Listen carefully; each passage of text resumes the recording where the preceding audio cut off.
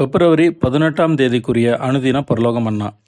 உங்கள் தேவனாகிய யெகோவாவினிடத்தில் நீங்கள் உங்கள் முழு இருதயத்தோடும் உங்கள் முழு ஆத்துமாவோடும் அன்பு கூறுகிறீர்களோ இல்லையோ என்று அறியும்படிக்கு உங்கள் தேவனாகிய யெகோவா உங்களை சோதிக்கிறார். உபாகமம் 13ஆம் அதிகாரம் 3வது வசனம். வசனத்திற்குரிய விளக்கம். தேவனுடைய ராஜ்யம் நம் இரட்சகரான இயேசு கிறிஸ்துவை போன்ற இருதயமுள்ளவர்களுக்கு மட்டுமே தேவ கிருபையினால் அருளப்படுகிறது.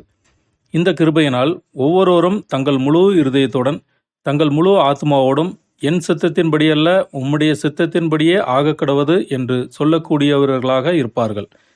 நம்மை முற்றிலுமாக தேவ சித்தத்துக்கு ஒப்புக் கொடுப்பதே அல்லாமல் வேறே எந்த நிபந்தனைகளும் அந்த ராஜ்யத்தை பெற தகுதியுள்ளதாய் இராது. இதில் மட்டுமே நம் பூரண அன்பை தேவன் பேரில் காட்ட முடியும்.